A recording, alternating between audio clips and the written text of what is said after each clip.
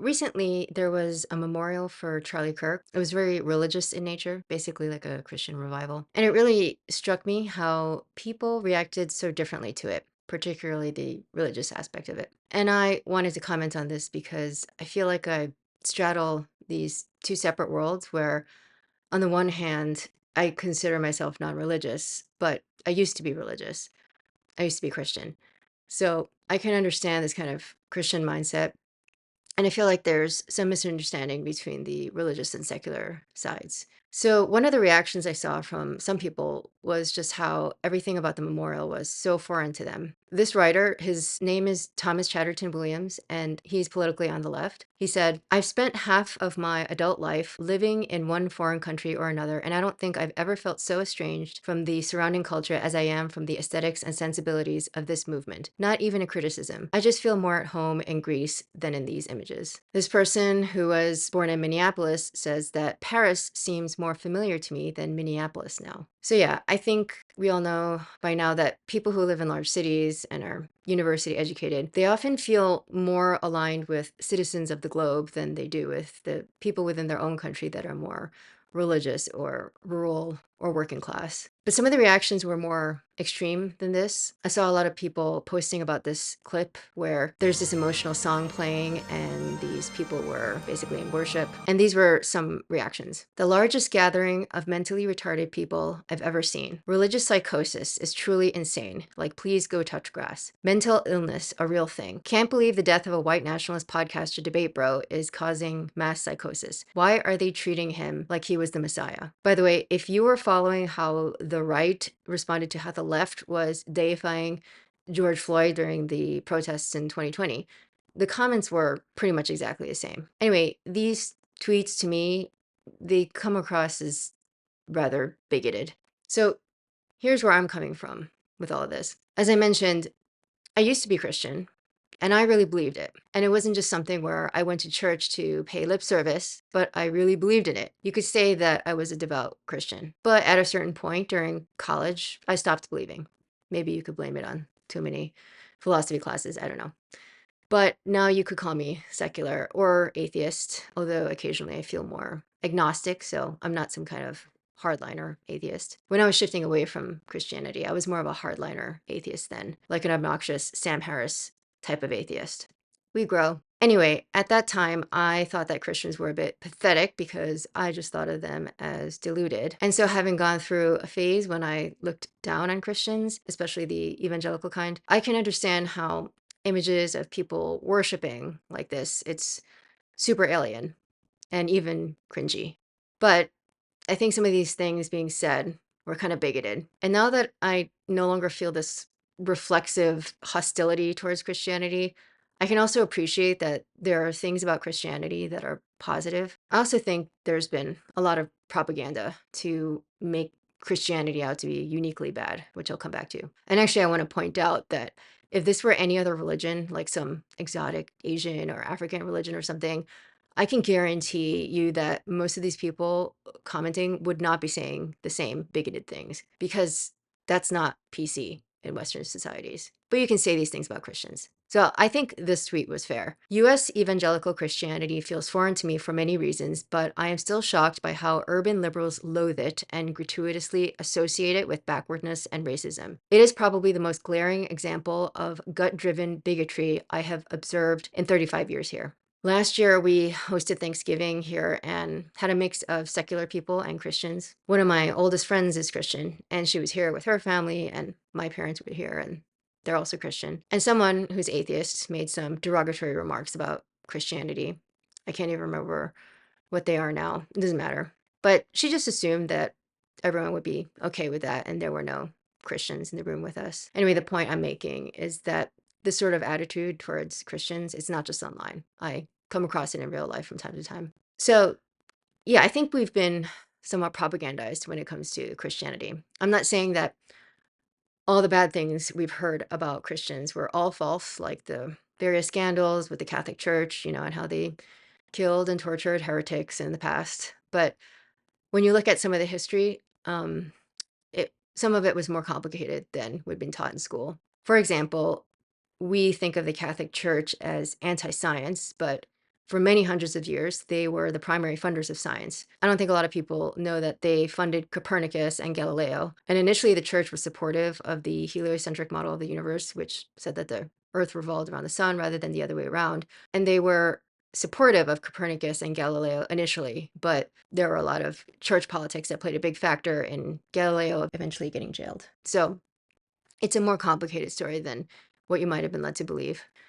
By the way, Tom Woods, who's a historian and podcast host, he wrote a book about how the Catholic Church was important not just for science, but Western civilization.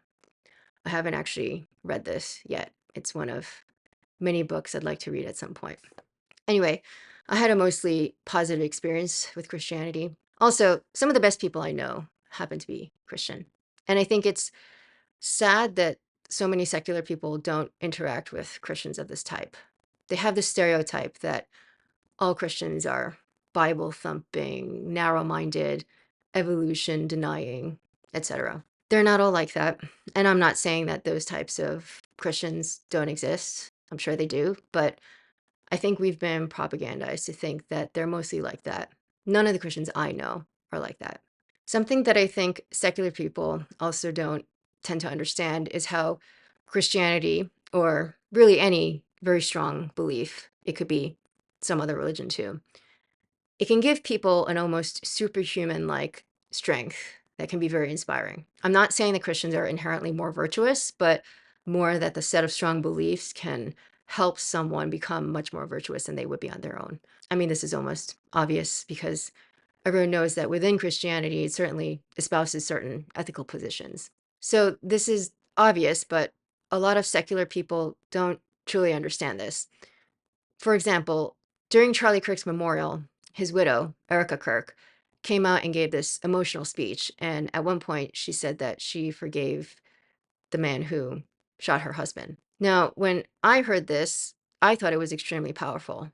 I thought we could use more of whatever that was, given how polarized and hateful we've become. I don't mean we should let shooters go free or something like that, but this tones down the very hyper polarized rhetoric we've been having, which seemed to be escalating on both sides since the murder of Charlie Kirk.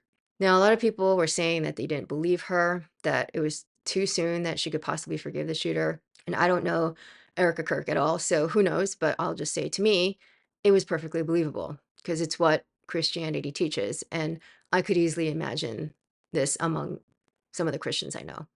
It's not even hard for me to believe. But again, I don't know her, so I can't be sure. But that was just my initial reaction to her. Some people, though, were so sure that Erika Kirk is some kind of faker that they went on social media to make fun of her. Father, forgive them, for they not know what they do. That man, that young man, I forgive him. Now, again, I don't know Erika Kirk, but to me, she comes across as someone who doesn't believe in this kind of watered down version of Christianity.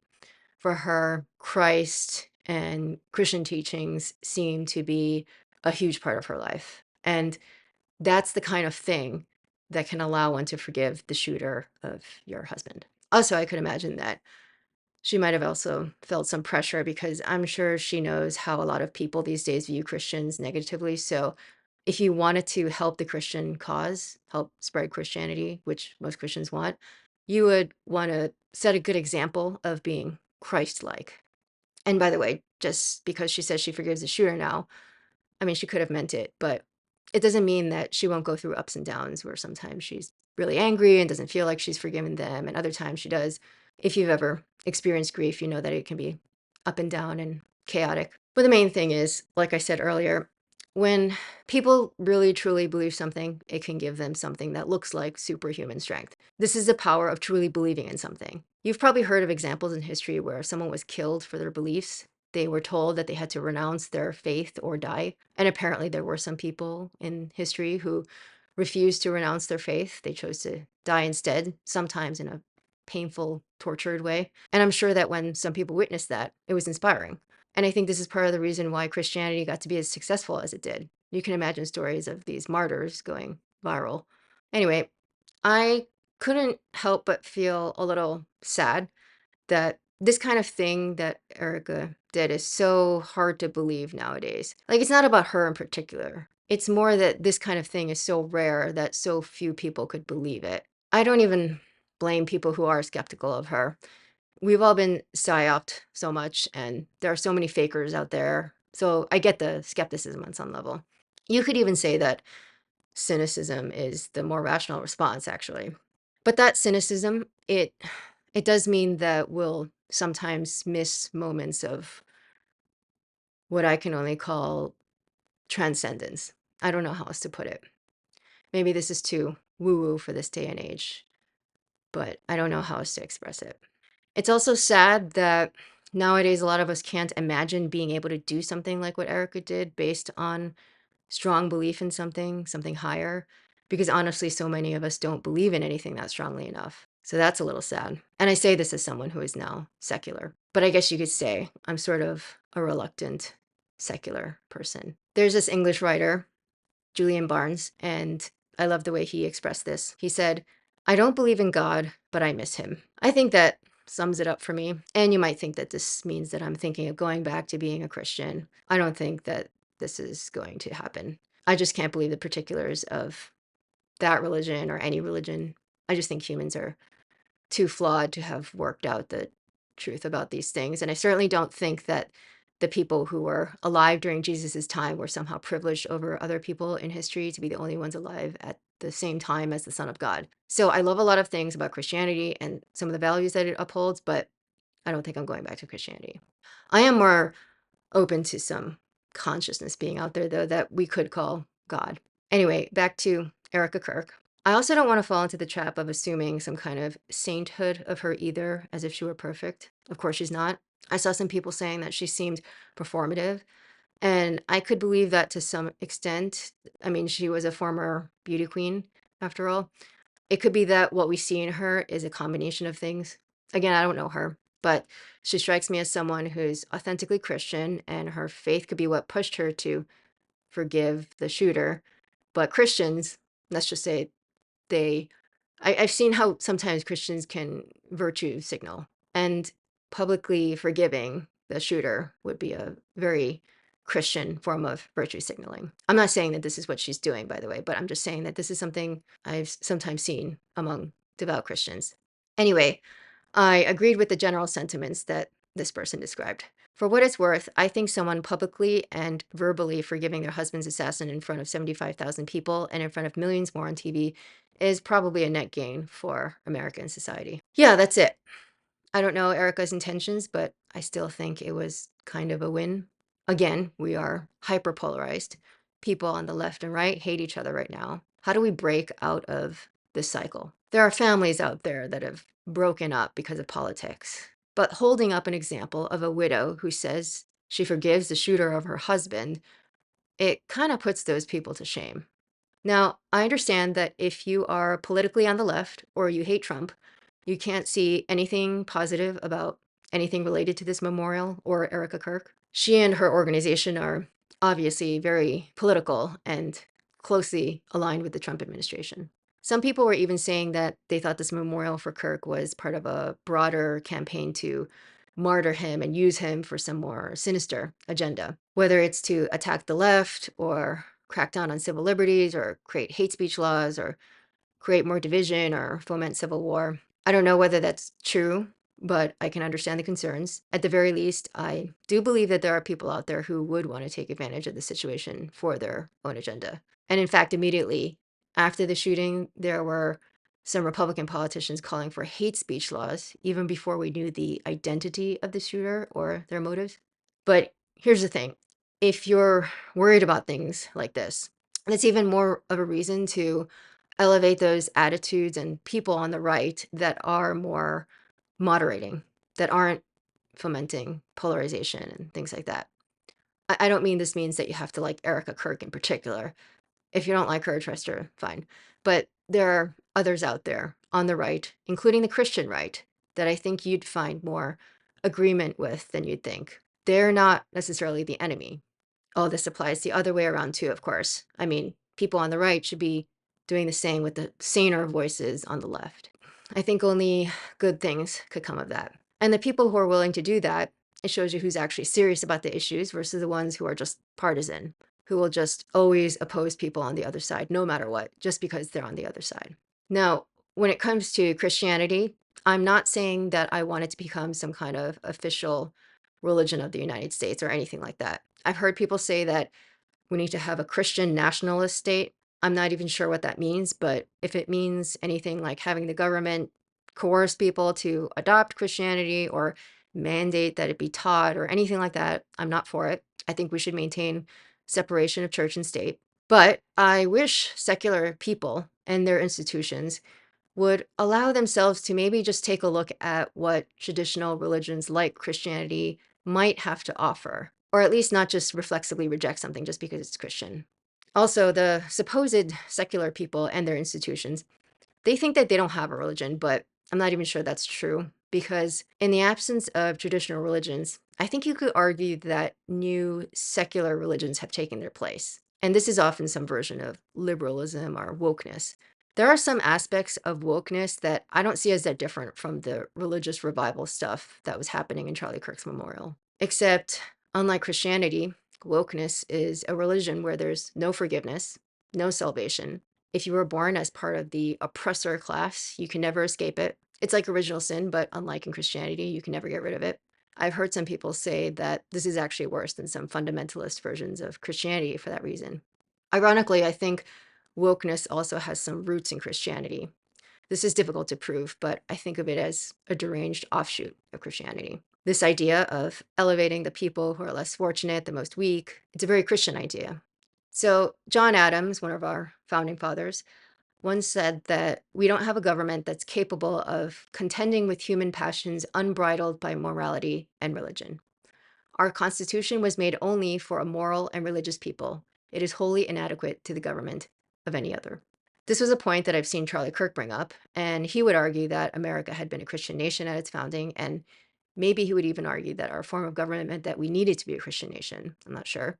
Now, I don't take such a strong stance. I don't necessarily think that, but again, it might be a good idea to revisit some of the more positive aspects of Christianity. And I can't help but think that part of the reason we didn't have rioting or things like that after Kirk's assassination was maybe because of the influence of Christianity on people on the right. I can't prove that, of course. I'm just speculating.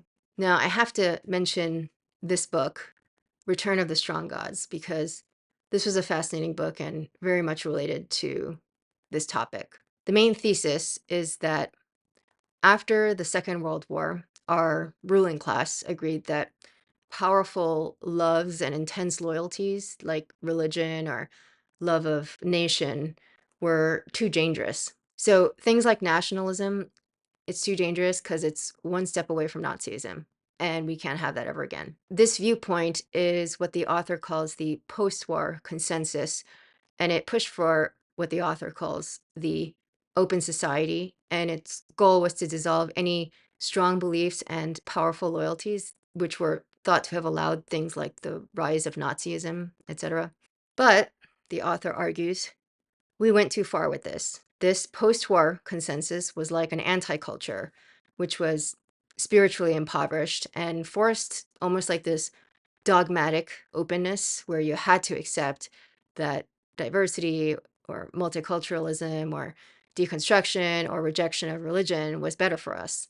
And this led to a disintegration of civic life and a decline in solidarity because you're getting rid of any of the strong loyalties that bind countrymen to their homeland or to one another.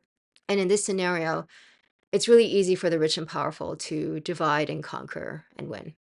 The idea that you could turn the clock back and try to recreate a world that never was, dominated by, let's say it, white men of a certain persuasion, a certain religion, a certain point of view, a certain ideology, is just doing such damage to what we should be aiming for. The religion she's talking about here is Christianity, by the way, in case that wasn't clear. And when she mentions what we should be aiming for, I'm not sure exactly what she means, but I think I would rather convert back to Christianity than adopt whatever she's talking about. One last thing. In the song Imagine by John Lennon, he says, "Imagine there's no heaven, it's easy if you try, no hell below us, above us only sky. Imagine there's no countries, it isn't hard to do, nothing to kill or die for, and no religion too." Now this song, and no offense to John Lennon, I love John Lennon, I love his songs, but this song, I used to be unequivocally positive about it, but now it makes me pause. Imagine no religion, but also nothing to kill or die for.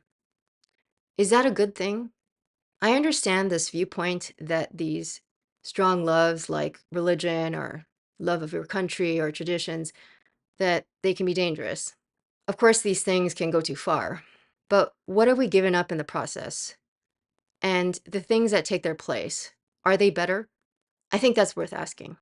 Anyway, I'd love to know what other people think about this topic. Let me know in the comments below. Thanks for watching.